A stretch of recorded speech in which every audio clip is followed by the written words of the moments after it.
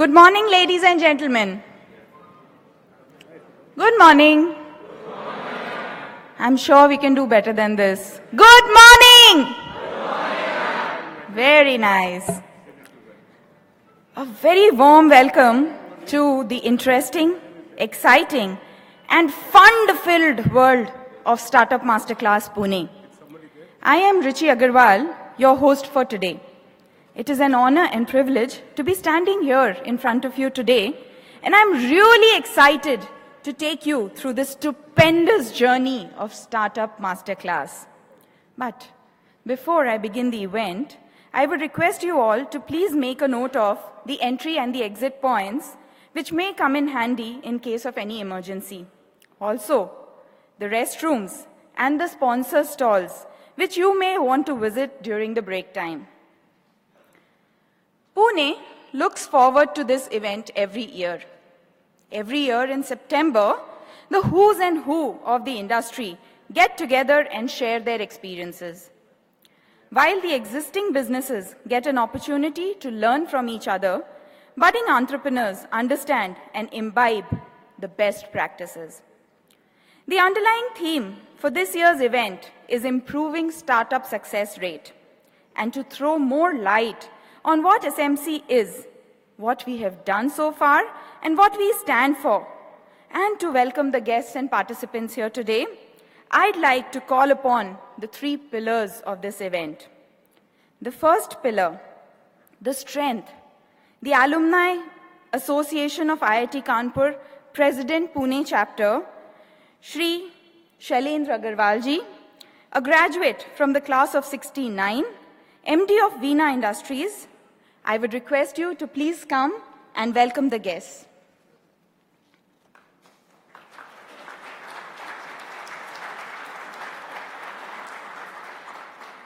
Thank you, Rishi. It's my pleasant task to open this event and welcome all of you. And of course, my vote of thanks will come in the end, but I know many of you will not be there in the evening, as I know your schedule. So please also take it as my vote of thanks just now for those who are not going to be there. As just now our MC Rishi said, that the underlying theme of this year's event is improving the success rate of the startups. Now, why this thought process that we need to improve the success rate? Of course, anything and everything, whatever you do in life, could also be improved upon. But it's a question of where you are and how much improvement you are looking at, how much effort is required. So, whenever this time I went to Google and looked at the data, okay, what are the estimated success rates of the startups in India? I was quite amazed to see that one survey says that Indian startups survive only less than 0.1% after 5 years.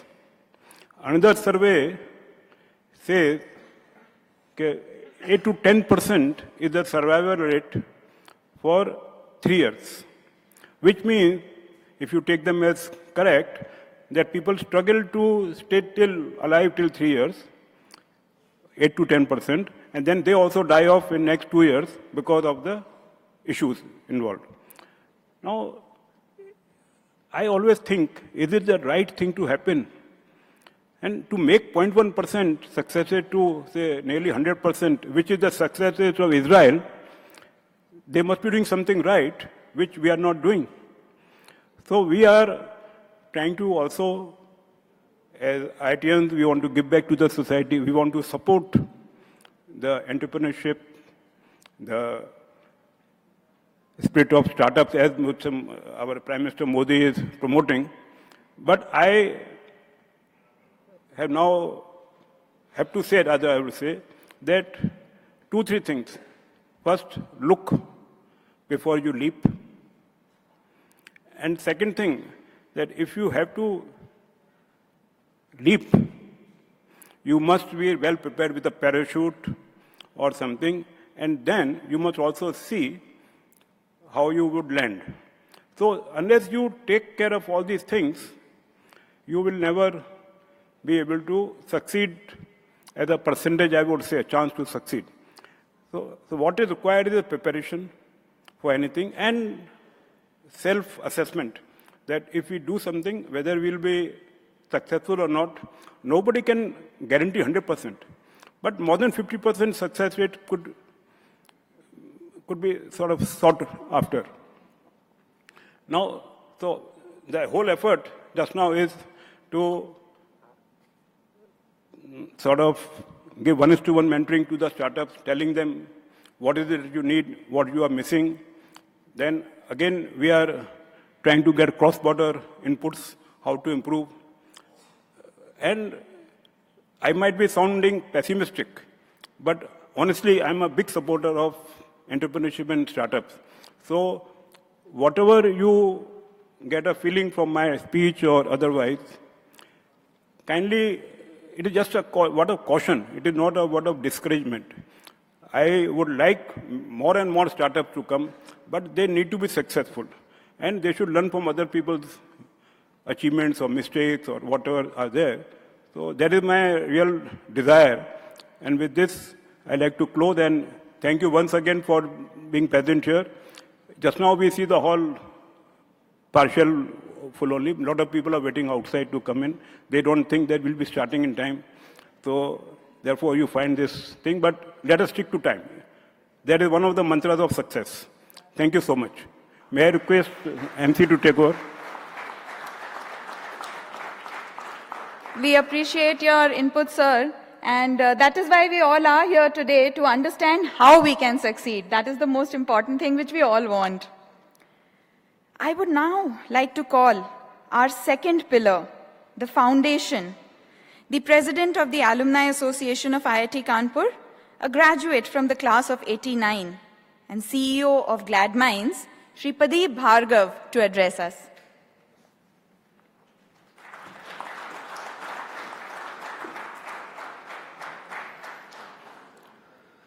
Welcome to SMC Pune. Pune, the city of Peshwas, and then later became the cantonment city, and then later it became the paradise city for the pensioners, and later it became the manufacturing hub, and later we had as the IT city, and now we see emerging startup hub and center. So it's a pleasure for us to be here with Startup Masterclass SMC Pune. This is the third edition here and 12th of the Startup Masterclasses brought to you by Association of IIT Kanpur. It also gives me great pleasure for all of you to be here, and with this, I would like to have a big round of applause for you all to be here with us today.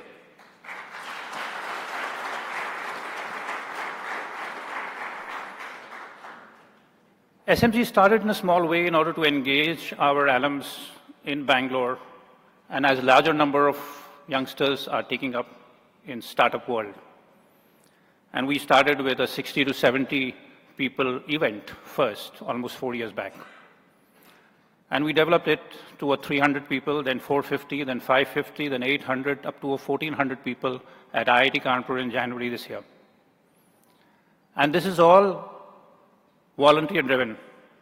It is all brought to you by people who are among you here, people on my left, and also our speakers and sponsors, every time trying to bring about the engagement. So let us give a big round of applause for all our volunteers to make these Startup Masterclass a success every time.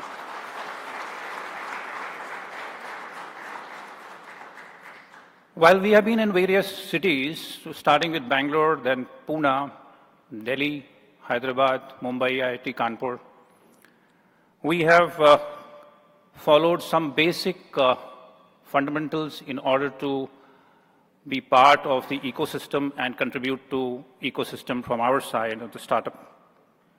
And one of them is collaboration. So as a startup, you are fundamentally alone, but you are not alone if you collaborate with each other. And so we believe, although started with the Alum Association IIT Kanpur, all are welcome, and we welcome collaboration and interaction among all people who participate. It is also inclusiveness, so whichever city we go, we try to hook up with the local institutes and local startup scenario, and that only gives us more strength. And this is the way we will continue. And as we see, we are looking at number of more cities added to our run of the cities. We'll be in Patna soon, next month. After that, Mumbai once again, Bangalore, Kanpur, Hyderabad, and then we move to Singapore. And so Singapore has a good startup circle and also a lot of alums. And when we say alums, it goes beyond just the IIT Kanpur. We always welcome other IITs and also other institutes who are open and willing to be part of us. And after Singapore, we go back to Delhi, we go to Calcutta, and also possibly Stockholm in the next year before we go to the Bay Area. And this is all possible because of the increasing participation and energy that we see. And as offshoot and part of the work that Shalinji mentioned, we are looking at more and more success coming out of these startups by creating these engagement, making them network quickly, giving them access to market from our network, making them connect with people who matter, and thereafter ensure that the startup who was a single person or a group of people find itself with a number of partners and supporters and make them a success much more possible. So thank you. A great pleasure to be here with you all. And I'm sure through the day with the Power Pack program and the excellent speakers that we have, you will enjoy the day. Thank you.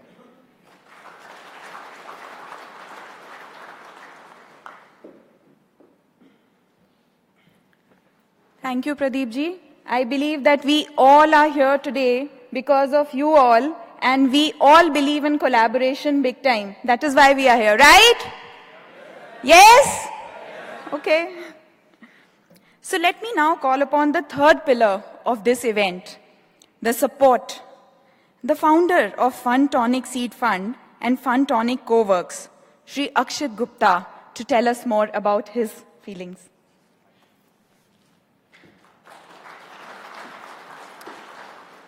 Good morning, everyone. Firstly, I would like to thank IIT Kanpur Alumni Association and Shailendra-ji to give us an opportunity to work together and contribute to all the efforts that are being conducted by IIT Kanpur Alumni Association, and consider us worthy to be able to contribute to all the great things that are going to happen today. I remember when we first started expanding in Pune, it was exactly 1 year back from now. And the first time that I came to Pune from a business expansion point of view, I opened the newspaper in the morning and I saw that there is a startup masterclass organized by IIT Kanpur Alumni Association happening the next day. And while I couldn't make it the next day as I had other plans, but I requested some of my colleagues from Pune to see if they could go and register on the spot. And the vibrancy, energy of the event was such that he actually couldn't register. You were completely sold out. So I made it a point that I somehow reach out to Shailendra-ji through some of common connections and see to it that we can this time not just participate and we don't have to go back from the reception, but we are able to contribute in a more meaningful manner. The theme being how to improve the success rate of startups. While there are going to be a lot of discussions around objective pieces about how do you make your business happen. Personally, I have been a very, very big evangelist about personally looking at the profile and the personality of an individual as an entrepreneur. Because we as investors, when we are looking at investing in startups, we are okay to invest in good businesses. but we do not want to invest in good entrepreneurs. We want to invest in the best entrepreneurs. And what it takes to be a best entrepreneur. Entrepreneurship is not about, yes, I've started some business on my own. I don't want to be under the slavery of somebody listening to orders. And this is a huge misconception that a lot of us have. Even I had when I started my entrepreneurship journey. And I see a lot of students as well, very young guys. Believe me, as an entrepreneur, you become the biggest slave. Because now you have to first think about your employees. You have to first think about your customers. You have to first think about your suppliers. Then you have to eventually think about your wife if you're married. And then you can really think about yourself. It's not a fancy journey about getting some article in the best newspaper that, yes, I'm so cool, I've started a startup. Now my father can send that news article to the father of a potential bride, which will influence a marriage to happen. It's a very different journey. And it's not everybody's cup of tea.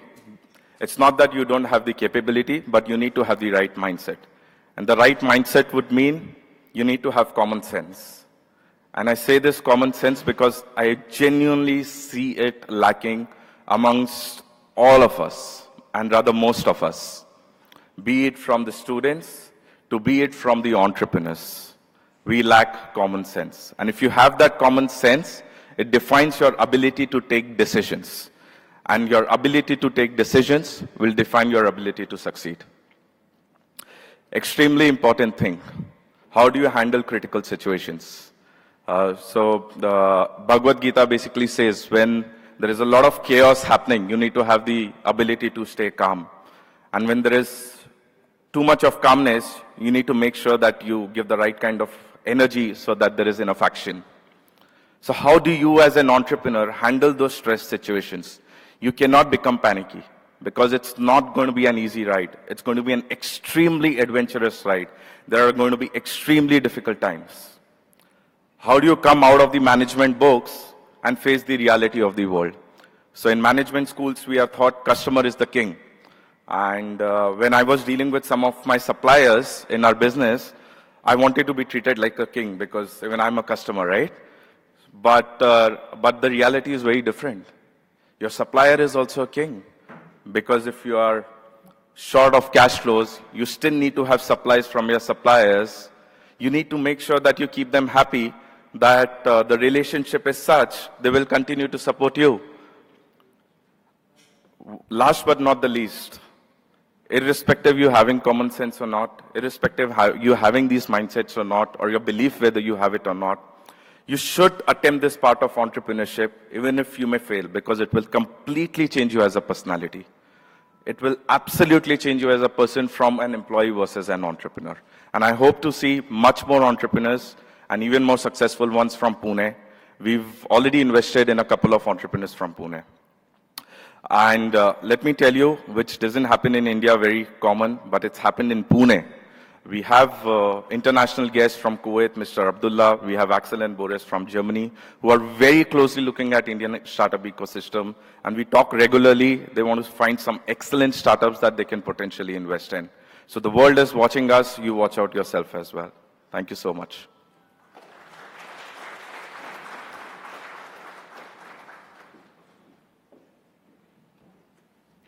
Thank you, Akshit. Pearls of wisdom coming straight from the heart. Thank you so much.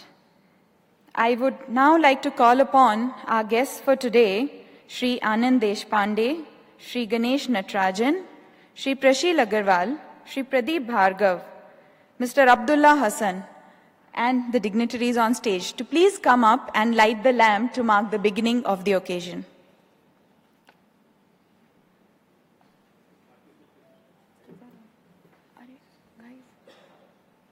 Go ahead, sir.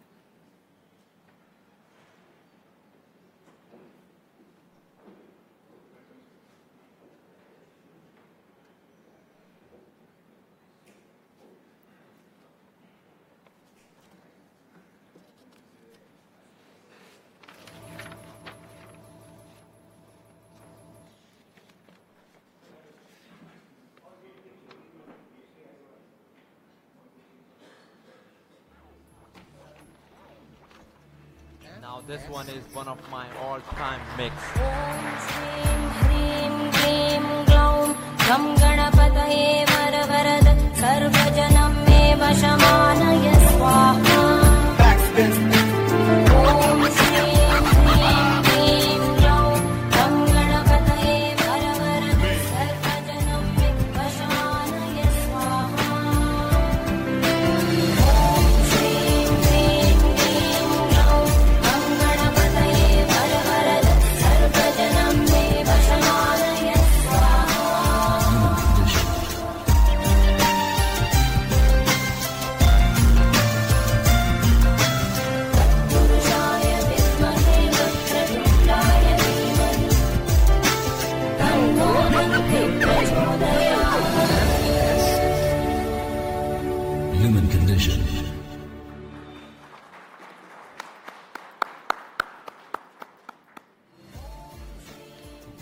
Thank you, all of you. I request you all to please be seated amongst the audience as we start the program.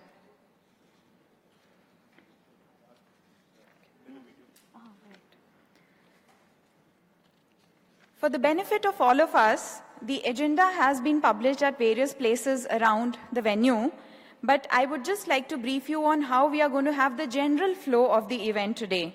So in this hall, we are going to have speeches by our respected guests, and then once we have gone through the first morning half of the session, we would break for lunch. After which, in this hall, we would have the panel discussions, and in other rooms, we would have one-to-one mentoring and investor pitching sessions. To keep a watch out on what all is happening, please go through the agenda and choose which one suits you best.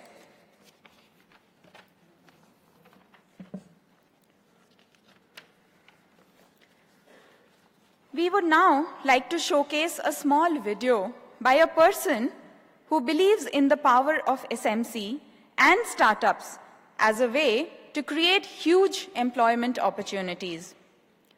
Known as a man of action, having a penchant for undertaking reforms, scripting turnarounds, and achieving superlative results by working in mission mode, an advocate for decisive growth-driven change, he is well respected for his impeccable integrity, passion, and commitment towards the society at large.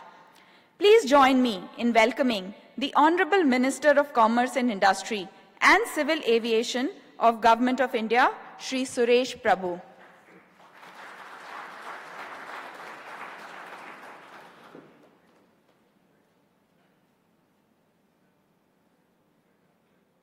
I'm very happy that a startup masterclass event is taking place today in Pune.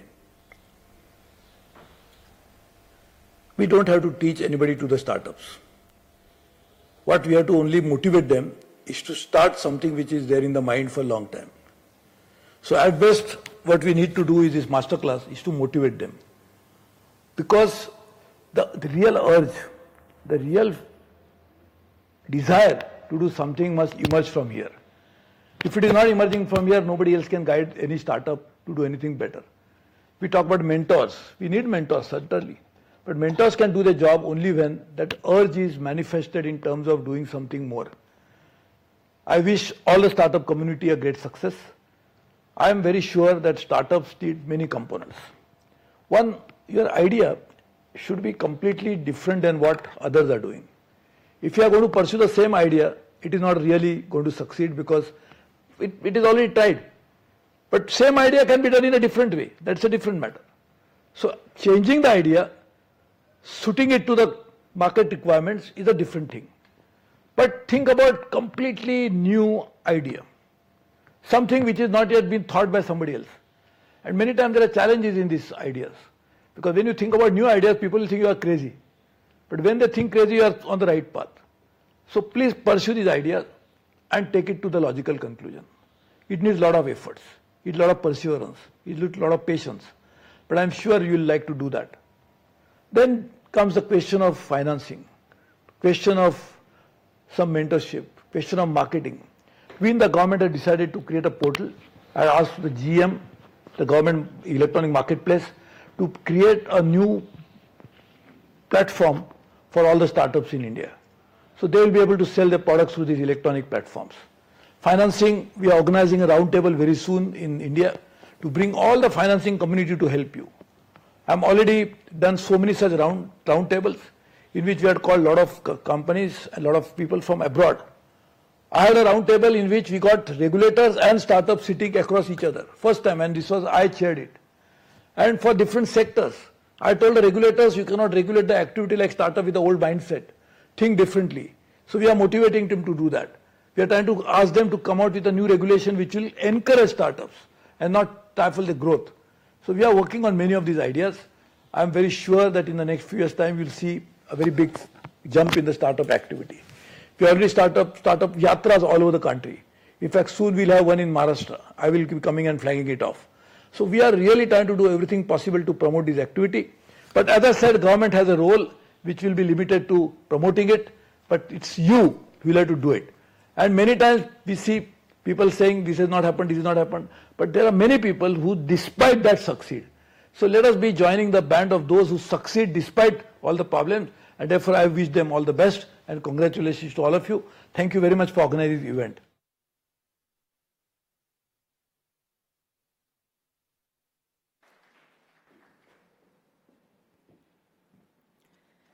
So the government is doing whatever they can to support all of us.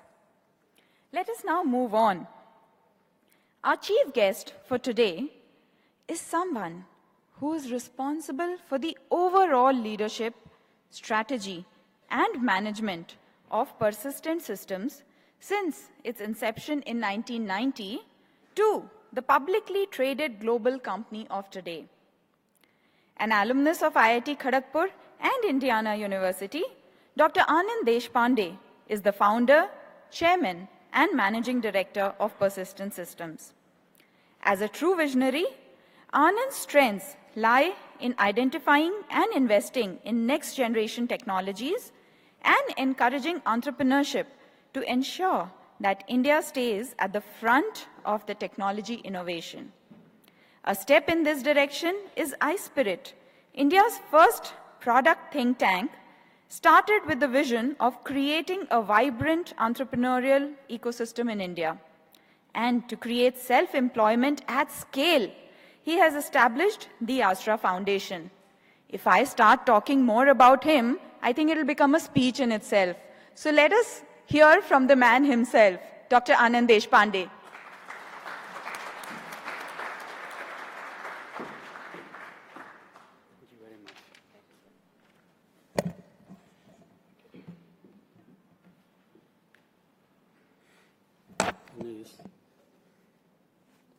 Okay, it's a real pleasure to be here amongst IIT Kanpur Alumni Association and many startups and entrepreneurs. When I was invited for this event, they gave me a very open-ended charter, but the objective was how to improve the success of startups.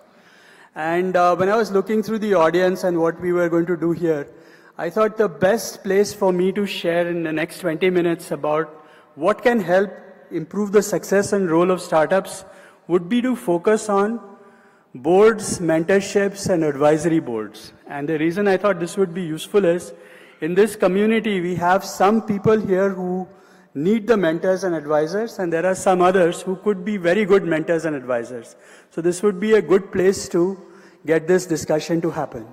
So what I'm going to share with you is that when I was started to think about this, I said, let me look at my journey in the last 28 years of running Persistent and think through the mentors and advisors that I have used over the years and see if there is a trend and if there's something that I can share from that may be useful to you in terms of setting this up. So I have 4 kinds of advisors and mentors I have used in my organizational professional career. And the main theme to understand is that the advisor-mentor relationship is very different from the teacher-guru relationship. Because in an advisor-mentor relationship, the responsibility of doing is yours. And the advisor is just giving you advice and guidance. So this is something that you have to remind yourselves and keep that in your mind as you think about some of these things. So let me start with the first kind of advisors or mentors that you think you might find easiest to get going with. And this is sort of the Dronacharya Eklavya kind of a model where, I like to read books. So recently I read a book by John Hennessy on leadership. Very nice done. You read what he's saying, some good ideas come from there, and you try to see how to follow them in. When I was starting out this journey on the Astra Foundation, I said, well, who are the best charity guys around? So let's look at stuff that they are doing. So you go online, look up Bill Gates and see what he is doing with Bill and Melinda Gates Foundation, or you look at what he heard from Warren Buffett, and they all write all these things down. So this is a great model for having mentors. So these kinds of mentors, they don't know that I am their mentee, potentially, because I have not met any of these people. But I like what they write. I know where they write it. They have a specific place that they put this up. And I go back again and keep myself updated. So this is one kind of mentors that you must have, where you are thinking about people you respect and what they are doing, and look at different kinds of things from what they are doing, and learn from them as much as possible. So this is like Dronacharya Eklavya situation, where Dronacharya did not necessarily bless Eklavya for being his shishya, but all the same he was doing this. The next one which I'm going to share with you is the most important and the most obvious one, which is the board of advisors. And then I'm going to move that discussion to board of directors towards the end of the session, because I think there is a difference between the two and how you might want to look at it. Now, advisory boards is, I think, a very effective way for startups and early stage companies, and actually all companies, to take advantage of the community that is available to help them. Now, within the advisory board context as well, there are two or three things you have to remember. See, first thing is that, how do you, if you look around and say, okay, where do I find these advisory board mentor type characters? So if you look, and I sort of went to LinkedIn and said, let me search for mentor. And I got people who claim they are mentors to be 3,247,215. So a lot of people say they are mentors on their LinkedIn page. Business coaches, 159,000 of them. Startup mentors, 107,000. So a lot of people in this community want to be mentors and coaches and advisors. So I think there is no shortage of people who want to be advisors, right? So, and in Pune, everybody is an advisor, after all, you go around, there is no shortage of people giving advice. But the problem is that, when you have someone and you say he is your advisory board member and a mentor, what do you expect from them? So what is expected is that they are giving you mind share. If they are not giving you mind share, which means they are not thinking about you when they are walking in the morning the next sometime around, or they are in a flight and they don't think about you at all, then they are not really your advisory board people, meaning they are a different kind of advisors, but they are not really the people that are your board of advisors. Now, clearly, if you are a small business, you cannot have hundreds of people thinking about you all the time. And in fact, if hundreds of people are thinking about you and telling you what they are thinking about you, you will not be able to function. So you really need a small team of advisory board that is deliberate, and maybe my recommendation would be to keep it to 3 to 5 people who are reasonably aware of your business, understand what you are doing on a regular basis. You have a structured way of meeting them very often. You share with them what's going on a, not on a day-to-day basis, but let's say once in 6 weeks or once in 12 weeks, once a quarter or something like that. And you share with them exactly what's going on so that they are aware of what you are doing and are available to help you when you need the help. Problem is, if you don't have this, then, when you need something, you don't know where to go. So now the question is, how do you find out which 5 people should you take? How do you decide what kinds of people should be on your advisory board and things like that? So I remember I was at a session about 15, maybe about 20 years back that CIA had organized, and they had organized this in Bangalore at Infosys office. And all the Infosys guys were telling how they did various things in the business. And one of the things that Mr. Murthy shared, which has always remained with me, is the fact that when you create a board or an advisory board, you want to make sure that different people on the advisory board meet a different role in the company. So, you want to have someone who has finance knowledge. That is very important in these kinds of things. You want someone who brings in marketing. You want somebody who brings in technology, or whatever are the 3 or 4 most important items that are relevant to your business. You want to make sure that the board of advisors, when they sit together and discuss, they are balanced as far as the company is concerned, and they are not completely skewed in one direction or the other. When you put a board together, you don't want to put a board of 5 friends or 5 relatives or 5 very famous people, because if you get Shah Rukh Khan on your board, it'll be good, but how much of his time is he thinking about you?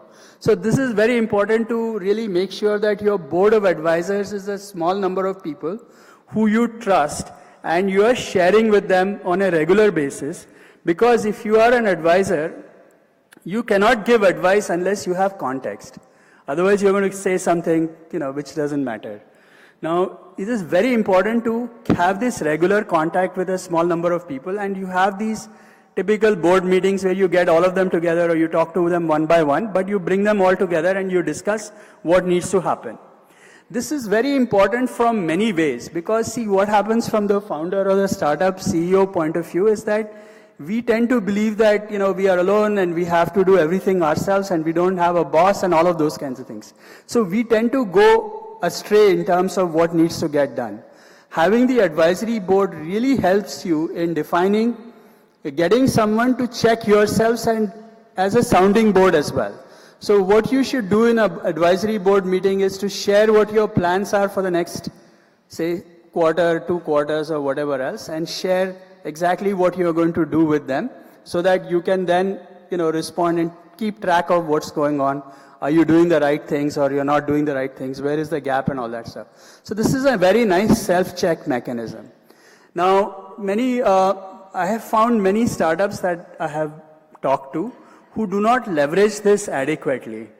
And a lot of times when you ask people, why didn't you have nice advisory board and you go after some of these things, they always fear that why would somebody join my board and why would this happen?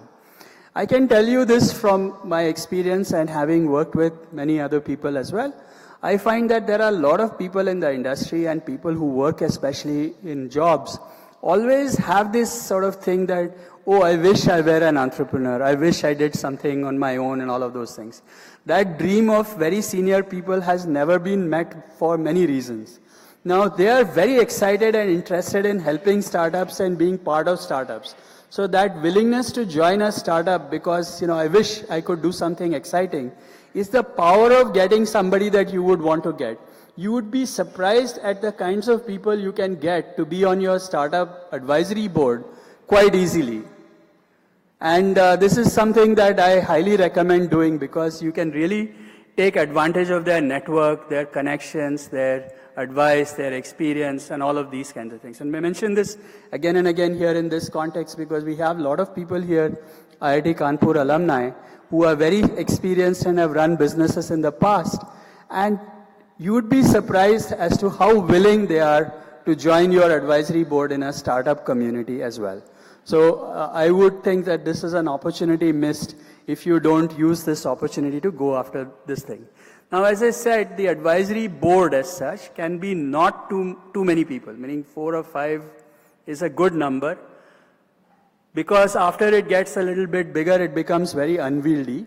And the question that always comes in is that how much do you let these guys talk about, how much do you let them control? So you have to remember one thing, the decision maker in the startup is the founder, CEO, whoever is the CEO of the business. The board is only advisory, and you have to be able to say, sorry, this is great advice, but I think I'm going to do this. So, but you should have that conviction and ability to make that kind of a decision. So you do not want the boards to get into running the business. This is something you want to be very careful about and make that happen. But it is essential, and it can take advantage of, you can take advantage of this very great experience network that you can benefit from. So these are the 2 ones I mentioned. Now there are 2 more kinds of advisors that I think it's worth thinking about, and you must do this. The third one is the domain kind of guy. So if you want to do something very specific, let's say you want to go to markets in Saudi Arabia or Australia or whatever else.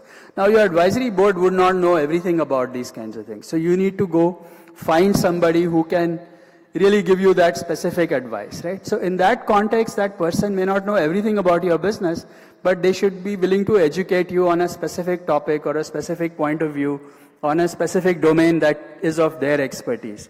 And I find these extremely valuable. I have used them in all kinds of contexts. So if you want to do something in healthcare, instead of trying to read all the stuff on your own, you go talk to some of these people who you can get to, and they give you good advice, and you can get pretty good understanding of what's going on.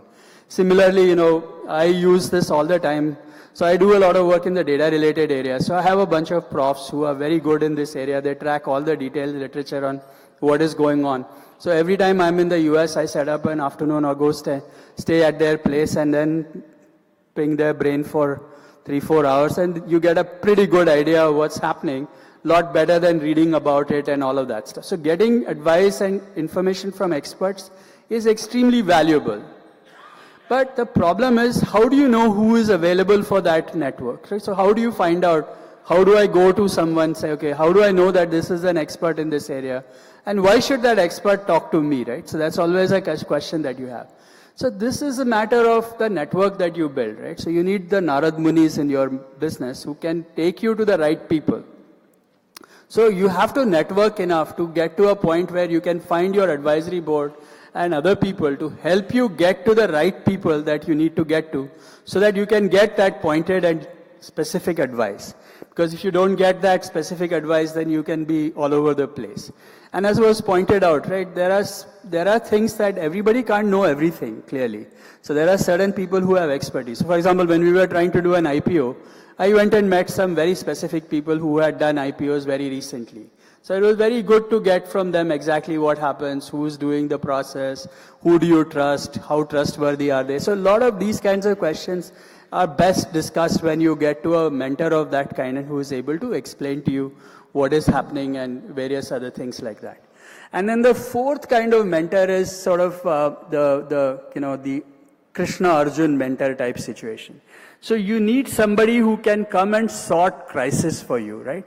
Sometimes these crises are not best sorted by the board members as well, because they are too much inside the system, they may not have it. So you need to bring this sort of Arjun to going to Krishna and saying, hey, I have this Mahabharata, I'm lost, please help me out. When he went to Krishna, he also had other advisors, but he chose to go to him because the crisis merited somebody of that kind. So I have used, a couple of times I had situations like that, and I went to Professor Phatak from IIT Bombay, and he's one of my sage guides on these kinds of things. So whenever some of these problems came up, I would just show up with him and kind of get him to tell me what to do. And it sorts my mind out, and I'm able to get things moving very quickly. Now the problem is, if I go to Phatak and I ask him for things, right? Why would he talk to me? What would he tell me? So there needs to be a certain alignment of value systems, cultural alignment, bunch of things need to be aligned. There needs to be some feeling from his side that, okay, this guy is somebody I can trust and I can give him advice. So you cannot just show up to somebody and say, give me advice, right? That doesn't work at all. So you have to nurture a network of people who have the ability to advise you when you need that. And if you don't have that nurtured network in advance, you will not be able to go to them when you need the help. So this is really what are the four different things. So I'm going to summarize very quickly, and then, we can take any questions if we have time for it. So the first thing is that, yes, you should keep reading, and you should have a list of people that you like reading, whose values, whose stories you believe in. They could be blogs or otherwise. But you should have a list. And this is something that I mentioned to everybody. Having things in your mind is not useful. It should be written down. So you should have a written down list of my Dronacharya type guys. Here are my 10 guys that I love what they write, and I will read other things beyond that, but anything from them I will keep track of, because I like the way they write things. So this is first set. On the advisory board side, yeah, you can have many advisors. You should have a list of advisors you should have. But realistically, on a board of advisor type equivalent, you should have, in my opinion, no more than 5 people. 3 to 5 is the best number for startups. Beyond that becomes too complicated. And you have to listen to them, but your decision finally is the decision that happens. It's not about what they tell you. Finally, you have to own the decision.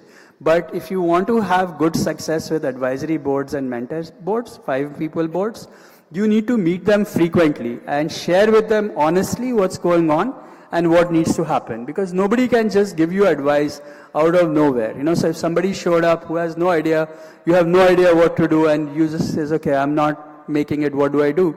It's very difficult to give advice unless you have context. So putting context is very important, and for that you need to meet regularly. So you should know who these 5 people are on your advisory board. They should know that they are on your advisory board, and they should also know that they are thinking about you on an ongoing basis. If they are not thinking about you, then they are not really your advisory board. So this is the second category. In the third category, the domain category, again in this category, yes, you don't need to have very tight relationships with people, because you are going them for a very specific request, and you should be able to get advice from that if you get that kind of request. But to get to that kind of a specific request, you need to know who to go to. So there are a set of people in the network who have the ability to connect you to a lot of people. So you should know those people at least. So if you know those people, then they can take you to the person who has a specific request. So you should have the ability to navigate the network to get to these domain specialists.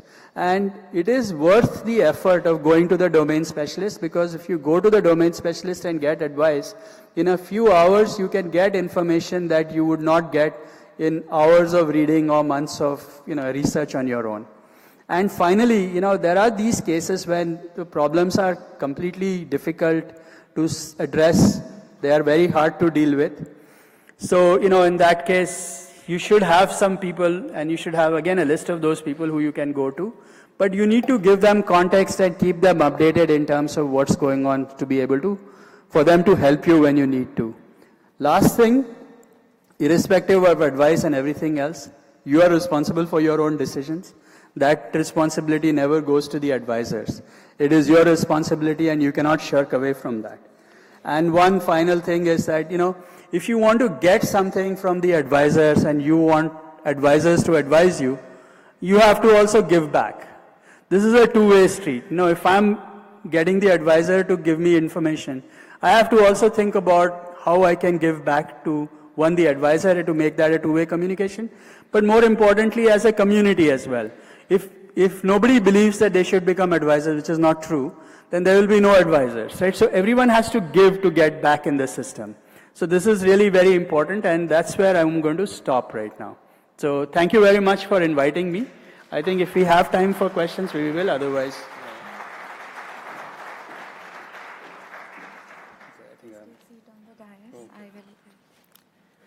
So we have time for a couple of questions.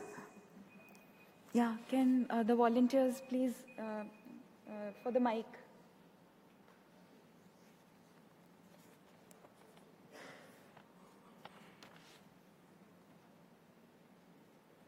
Why don't you take this for a while? Yeah, get off.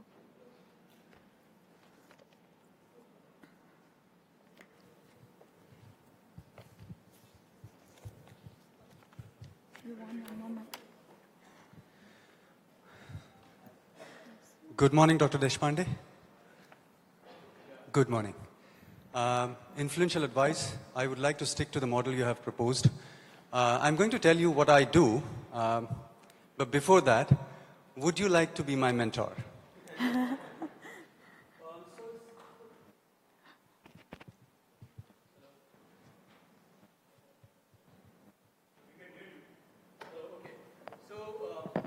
Let's see. Yeah, this is better now. Can you hear me now? Okay. So regarding the question about being your mentor, see, I don't have time to think about you, to be very honest with you.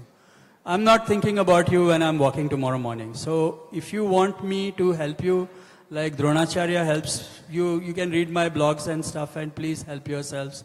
I give advice very freely. You can listen to it and do what you need to do. For you to make me really think about you every morning, I need to be, I'm quite full right now. So I don't have time to do it. So I would say no to you on that model. However, if you have a specific point advice that you want to do, I run Saturday office hours. 4 hours every Saturday, I'm sitting in my office. If people and my appointments are set up, if you find someone who can get on my calendar, I'll be happy to meet you for 30 minutes. And I'll tell you what I do in those. Okay, in those 30 minutes, my normal strategy is that I don't think about you before the meeting. I don't think about you after the meeting. So whatever you want to get it done from me in 30 minutes, I'm your slave for 30 minutes. I give you full attention. I don't check emails. I don't check phones. You want me to send mail to somebody? If it happens in the 30 minutes, it happens. If it doesn't, well, I move on. So this is how I operate, because it's, I think, very important for each one of us, and this is an important lesson for startups. You have to learn to say no.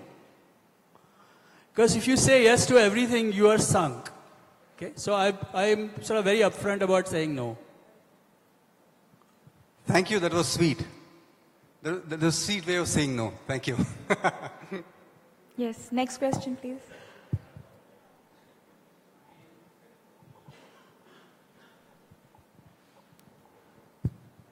Good morning, sir.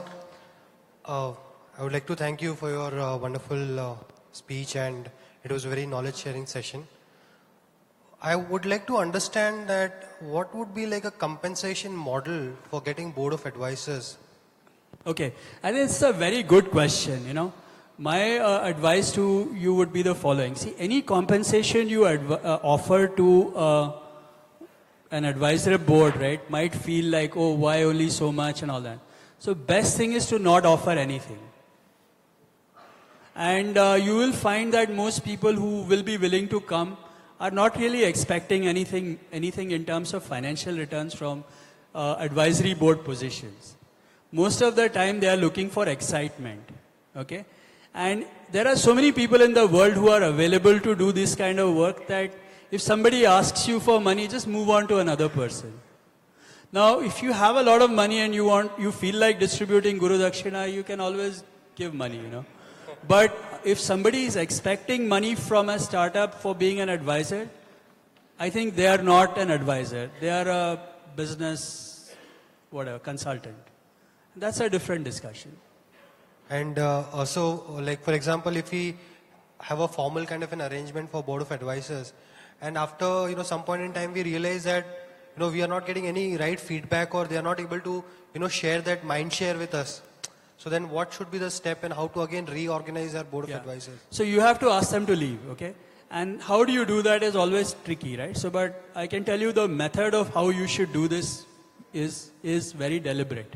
So what you should do, and this is something we do in our board as well, we have a board peer evaluation process once a year. It's well documented and well obviously done.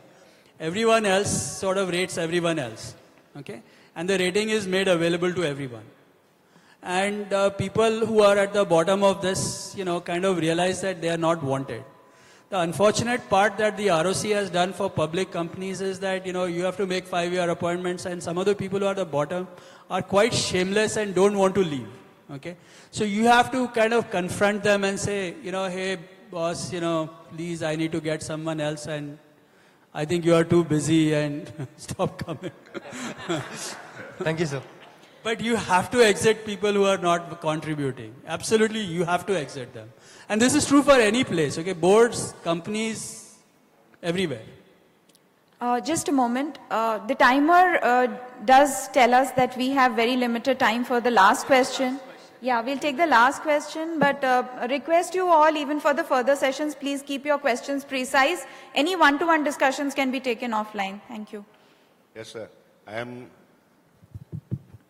ex-software man, means I have worked on products earlier, but I just want to know whether it's still time for India to go for products rather than services on a world scale.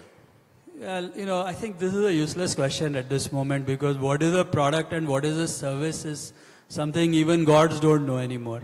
So, I think everybody is building services that are products and products that are services. So I think the whole objective should be to make money and not worry about whether it's a product or a service. Okay, thanks. Thank you. Sir, please be seated on the dais. Yeah, Robert, please be seated on the dais. I would request Shailendra sir to please help us seat our dignitaries on the dais. I'd like to call upon Mr. Abdullah Hassan to please come and be with us on the dais. Mr. Ganesh Natarajan.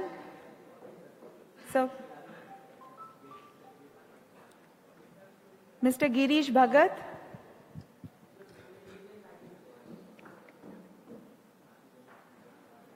Mr. Krishnan Khanna.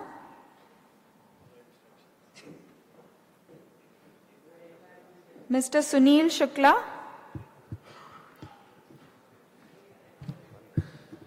She may be calling Mr. Everyone.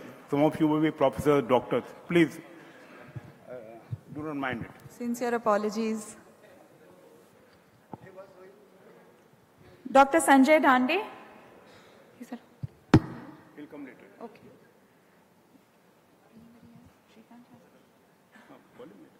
Mr. Shrikant Shastri. Okay. Dr. Premnath Ramachandran. Yes.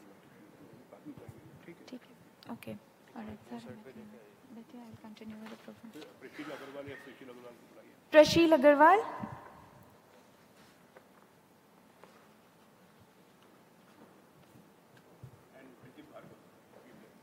Shri Pradeep Bhargav.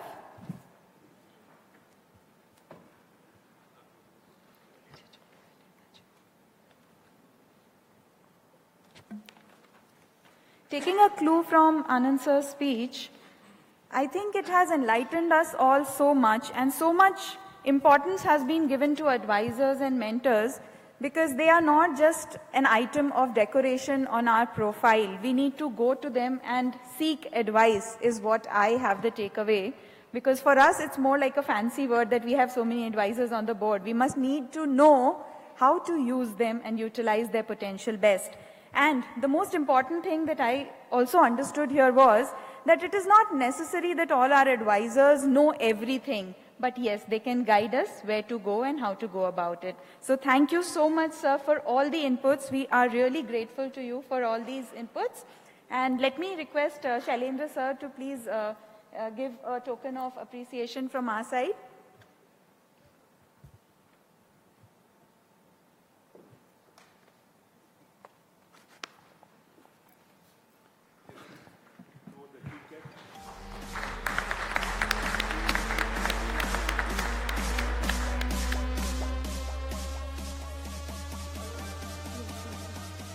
I would now like to move on and call our keynote speaker for today, a professional life coach, a mentor, strategist, and angel investor with a career of more than 20 years that includes working of Fortune 500 company and several leading Middle East businesses. Experience and knowledge that could change your lives and careers. Here is a chance to engage with a professional mentor who will share and teach you new techniques of creative thinking, give you a purpose in life, and help you discover where you are and where you could be. Let me call upon Mr. Abdullah Hassan, CEO and founder, Al Daw Capital, Kuwait, to share his inputs with us.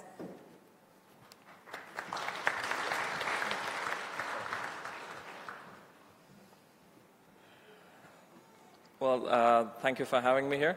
Actually, thank you for inviting me, the organizers, the guests, everyone. Let me start by, every person has a driving force in his life, right? I have two women. One of them was my mother, because every time I did anything wrong, she backed me up. And I made some of the most silliest mistakes in life. I lied, I cheated, I failed. I got into trouble, but she always thought I was the best son. If there was an award for a best son, she would say I was the one. Then around 23 years ago, I met another woman who changed my life, my wife. And today I'd like all of you to please applaud these two women. One of them is sitting here, my wife. So please, could you applaud for my wife? I think there has to be a lot more that we do in terms of the brand women. And I'll probably speak that on a different occasion. I come from Kuwait. I'm an Indian, born and raised in Kuwait. My village is actually 9 hours from here. We're part of the mango hub. So anybody who needs mangoes, don't call me, but I know where to get them from. Okay? In Kuwait, and I was just discussing with my German colleagues who are also rock stars, by the way. I just realized that yesterday. We have the option of cooking food in summers, indoors and outdoors, 55 degrees. So at 55 degrees, your thinking is at a different level, right? So I think that amount of boiling has probably got me to reach somewhere in life where a few others didn't reach. So let me start off with this whole discussion topic of entrepreneurs and startups. It all starts up with an idea, right? It's all about an idea, a good idea. Then you have another good idea as well. So how do you choose between a good idea and a good idea? So I'll give you an example. Many centuries ago in Lithuania, a small town had a problem. They had a plague. Everybody was falling ill. And they would cough, throw up, and die. So lots of them started dying, so they had to bury a lot of these people. So every time a person collapsed, they would just put him in a coffin and bury him. One day they were doing that, and just when they were about to bury him, they realized he was alive. So they quickly opened the coffin, and they were very upset. So the mayor of the town called everybody and said, all the wise people, I need ideas. Give me good ideas. So everybody came up with an idea. And then they agreed on one idea. You know what the idea was? The idea was that when we have somebody collapse, we put him in the coffin, and when we shut the coffin, the top part of the coffin, right where his heart should be, we put a big nail. So if this poor guy was alive, he would definitely die with the nail, right? That's what a good idea is. Then on another occasion, many centuries later, in Holland, before it got to the stage where it is today, they had a serious problem of garbage. Very serious problem. They didn't know what to do with it. So the mayor called everybody and said, people, let's sit together. Wise ones, give me your ideas. So everybody came up with ideas. So someone said something, another guy came up with a very good idea actually. He said every time somebody deposits his garbage in the trash bin, we pay him money. Everybody was happy because everybody knew they would make more money. So the mayor said, good idea, but bad implementation. We're going to run out of money very soon. Then one quiet person in the room came up with an idea. And he said, what if we made a machine, a garbage deposit machine, that actually allows you to deposit your trash in, and the minute you do that, that garbage bin will give you a joke. So every time you deposit your trash, you hear a new joke. Trust me, there was a huge queue for people to deposit. And the problem was solved. So you, Mr. Entrepreneur, Miss Entrepreneur, need to choose between a good idea and a good idea. Newton sat under a tree. This is an interesting one. And an apple fell, and he discovered gravity. So I was disappointed. Do you know why? Because my great-grandfather must have sat under a mango tree, and a mango must have fallen.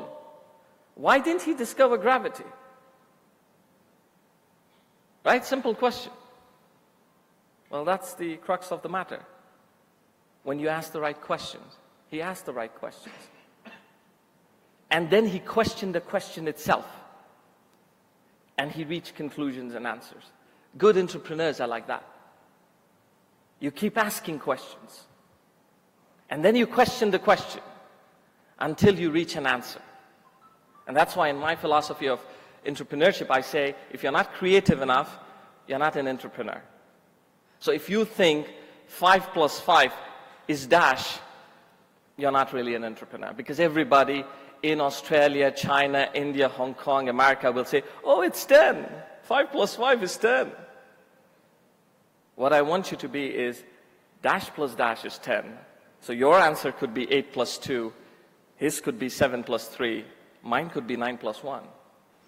What is your right answer? That is what the world is waiting for. I was reading a report that said in 2030, India will be such a huge giant economy that we would have the world's largest working population. The world's largest, more than 600 million, according to some numbers. Now that's great news, right? But we need to know, what are we doing for those 600 million people? I was on one stage last December, and I was having the privilege and honor to talk along with the head of statistics and research for the government of India, Professor Amitabh Kundu. And he told me that we will be so big and dynamic that we will have a unique problem. And the problem is, we won't have enough services and products to serve this huge growth. So once again, our nice red neighbor will take over all that business.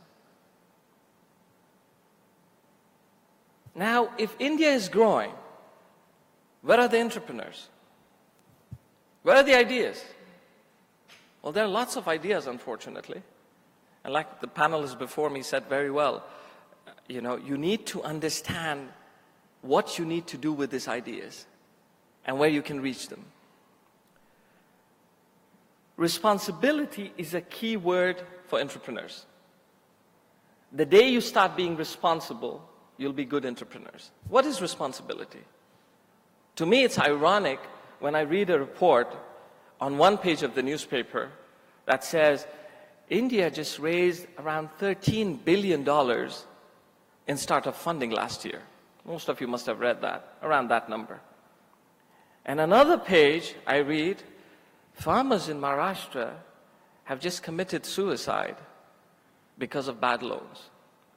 Now, I'm no rocket scientist, but what if you responsible entrepreneurs decided to come to us, responsible investors, and told us, I'm raising money, but 1% of the money I will raise will go to a cause to serve this nation.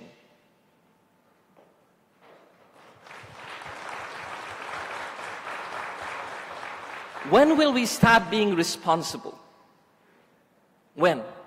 The minister did a beautiful video, and he gave you a lot of very hard messages in very short time. He's probably a better speaker than I am, definitely, because he did a fantastic job. Why are we not responsible? Why are we keeping on looking at governments to deliver us economies? Aren't we supposed to deliver economy? Why is it the government's responsibility to save the women and the girls? Why is it the government's responsibility to bring you entrepreneurs funding? Why is it the government's responsibility also to bring you opportunity after the funding? And then to also give you a lot of levages? What are you doing? Seriously, what are you doing? John F. Kennedy said it very well, ask not what the country can do for you, ask what you can do for the country. You have to look inside of yourselves and ask yourself how responsible you are. If your responsibility is only to come up with a beautiful slide deck and come to me and present your beautiful idea, let me assure you, 50 other people have just done that last week. There's no reason for me to look at you. Just like somebody asked the panelists before me, will you be my mentor? Why? Give him a reason. It's not that he doesn't want to. Give him a reason. If you think you're passionate enough, and the word passion is used very often. I'm passionate. I'm very, very passionate. I am so passionate that I'm more passionate than the passionate. If your passion is all about your slides and techniques of public speaking, I don't need it. I need your passion to come with responsibility. You're responsible for your team. You're responsible for the quality you deliver in the market. You're responsible for the promises you make to your investors. You're responsible for the society around you.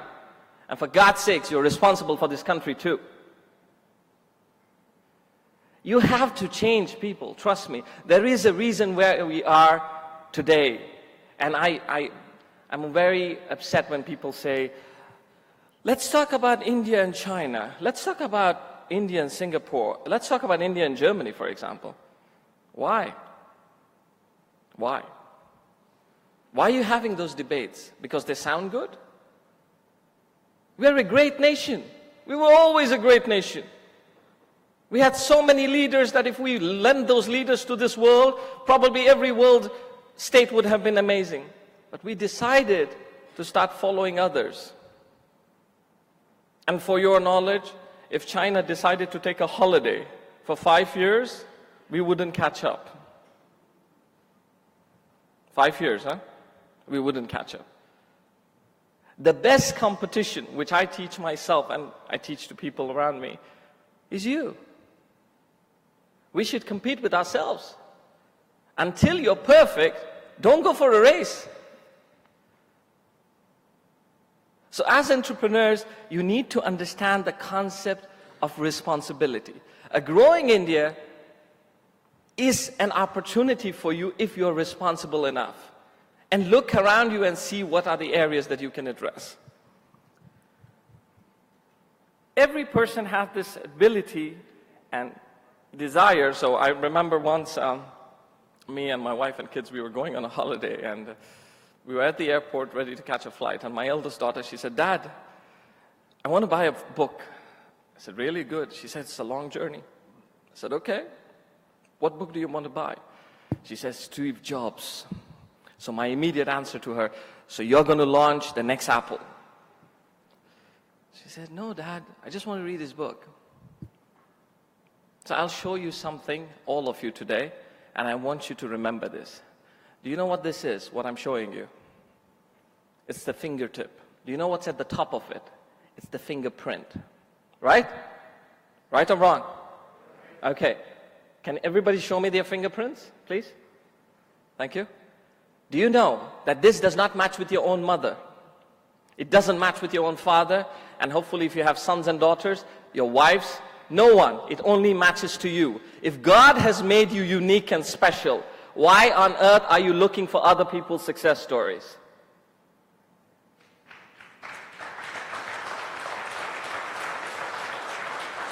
You are successful the day you were born. You started being defeated because of your own choice options.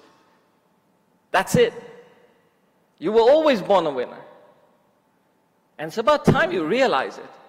You know, typically I get this, you know, even if you visit a Google office and if you see all the Google staff and then you see some of the Google staff that have come from India, you would immediately know where they're sitting because they're very quiet, very shy.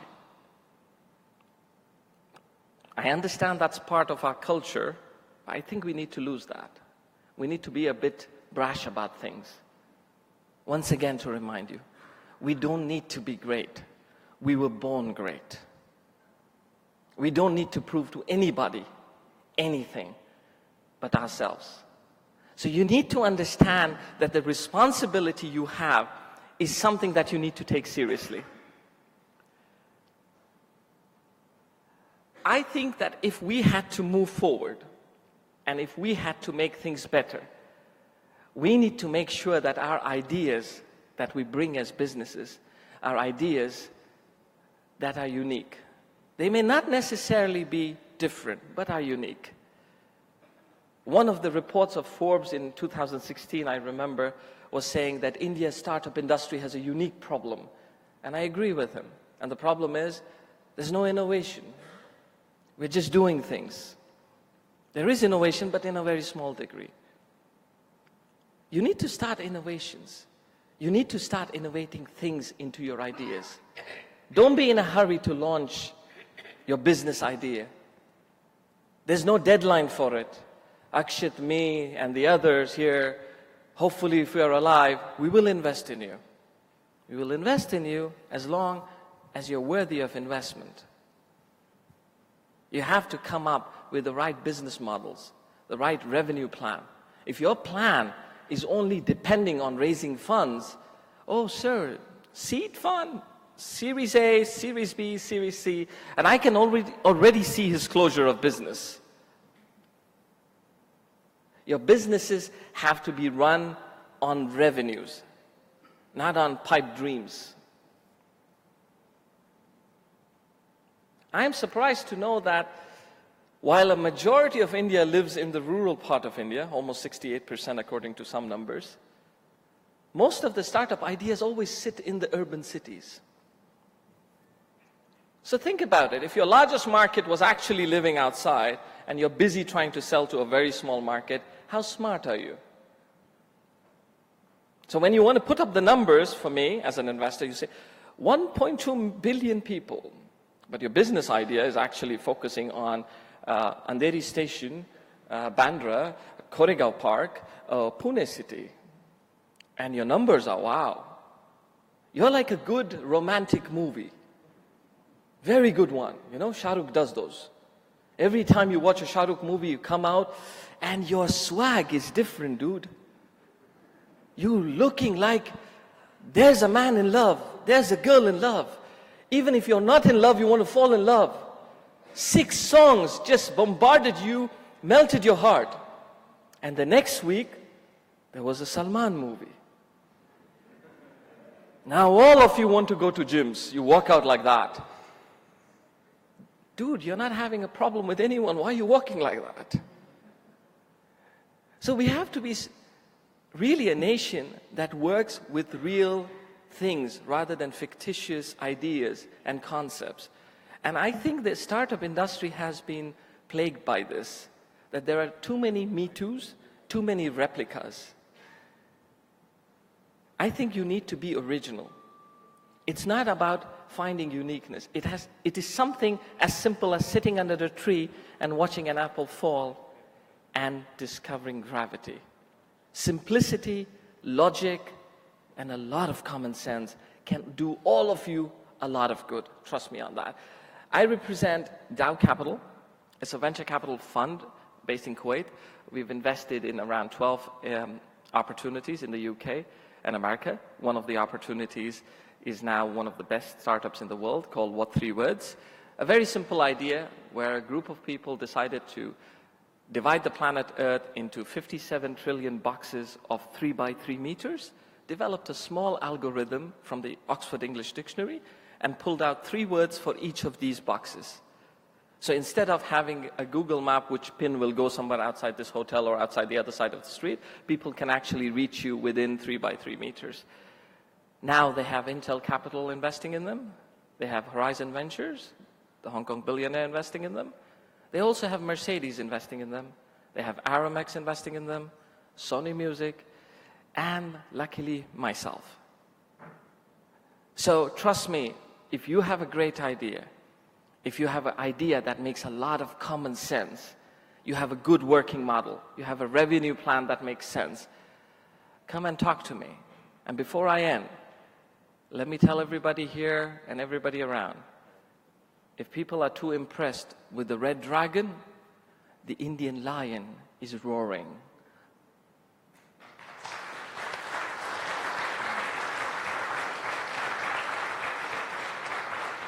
So ladies and gentlemen, thank you very much for having me here, organizers, all participants, my fellow panelists, and keep roaring, people. Thank you.